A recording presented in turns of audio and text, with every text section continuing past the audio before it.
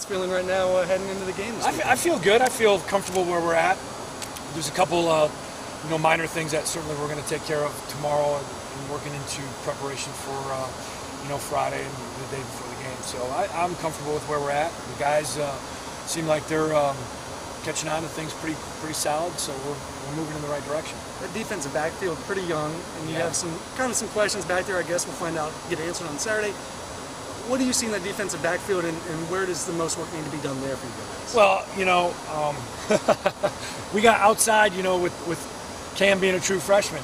That's the one spot, and he's just got to hang in there and play with technique, play with the fundamentals. And the thing that I like about him is if something bad happens, he's not going to be rattled. He'll be fine. He'll be able to, get back in there the very next play and be ready to go. So, that part of it is just part of the situation that we've been dealt. Playing true freshman, and then Swafford is another nickel who's a guy who's going to play for us. He's a true freshman, and then obviously Malik Foreman. So we do. We got some young guys back there, but.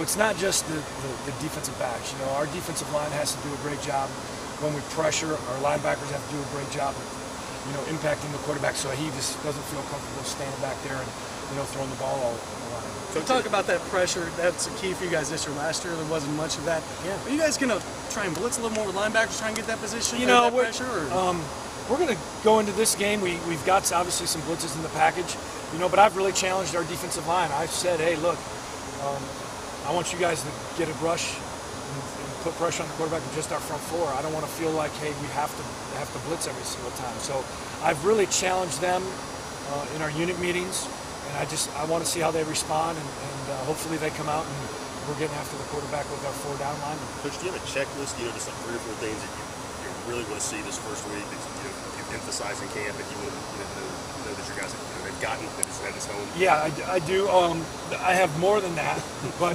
if I had to organize them and prioritize them, 1 would be play with great effort.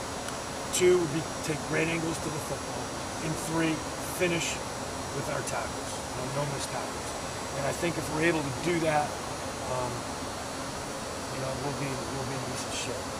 How many guys do you like to rotate at corner during the course of a game? Well, that varies from year to year based on your depth. Ideally, you'd like to have at least 4, that you could throw in there and feel comfortable with, and that have experience and all that. But we don't, and so we'll just keep moving on. John, is this kind of the perfect game? I know you never want to overlook anybody, but right. There's so much experience on the defense to be able to rotate guys maybe earlier than you usually would in an SEC contest, just to help along with some guys get some more experience. Yeah, I mean, we're going to have to play a lot of players in this first ball game. That's our goal, is to develop players throughout the course of the year. Get them experience, get them in there, get them reps. They're going to make mistakes, but we just got to keep plugging away and keep making positive strides. Talking about the pressure on the quarterback, how much can Dan McCullers just change the game if he's kind of dialed in when it comes to quarterback pressure? It seems that what we've seen, he's able to break up the pocket. Maybe not the last Yeah, well, Dan's a big human being. I mean, he can be in the quarterback's lap as quick as anybody if he puts his mind to it and plays with great effort and energy. So we'll see how things go. Are there any benefits to playing Kurt Magid if he's only 85% healthy this weekend? Kurt's a great player, and we got a package for him whenever he comes back. It could be this week, it could be next week. I don't know when. I don't diagnose the players. That's up to our training room and our doctors. So when Kurt's ready to come back, whether that's at 80, 85, 90, I don't know. We'll welcome him back. That's certain. And we'll have a package ready for him to go. Is it better to kind of think in long term than short term with him? Not necessarily. I mean, 100%. we want him back, as soon as we can get him back. So that's the biggest thing. We got to get him to where, and he's practiced. He's taking reps. So as soon as the trainers and the doctors give us the okay, he'll be in the lineup ready to go. You said you've challenged the front four to get that pass rush. Yeah, I did. What have you seen? What's been the response? What's your it's hard to tell because we're going against our scout team. Yeah. And today was really just we had just vests on, but they know it's out there. The whole defense knows that. I challenged our defensive line, and I want to see how they respond. And with personnel, do you have the personnel that can do that and still be the same guys you'd want in there against the run, or would you have to sub in pass rush guys? Right now, we have a rotation that we're going to follow in the first ball game. It's based on number of plays. It's based on series at this point. And, third downs, we're going to kind of adapt and adjust, as we go. John, going into an opener, a first game, what are some things that always worry you about, going out there with penalties, mental errors, giving up explosive plays, and then how are they going to respond to adversity? That's really my concern with this group. In a first ball game, if something bad happens, maybe they get a big pass, or there's a turnover, or they get a long run, or there's something that happens to change the momentum on special teams. How are we going to respond as a defense? And that's what I'm probably paying most attention to.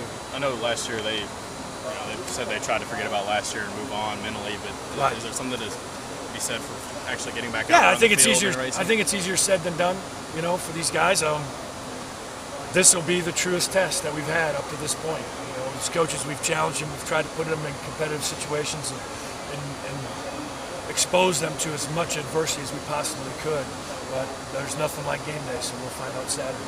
Coach, you talked about missed assignments. What's that level been like? Because we talked to the guys, they seem to have a pretty high level of confidence for what they know about the scheme and how they're operating. Yeah, they've done good. They've done well. We threw a lot at them here in the last 2-3 days, just because we're painting a broad stroke with our defense. First ball game, don't know what to expect. They did a lot of different things at different points in the season last year. And they've done well. I'm proud of the things that they've been able to accomplish.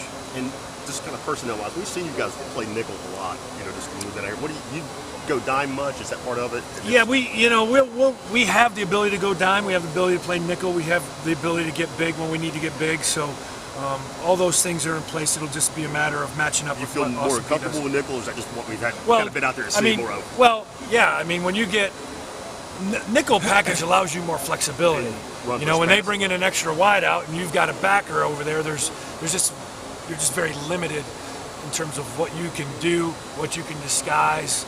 So that's pretty standard. And if you guys do go 6 Ds, do you like to pull a lineman out or 3-down lineman?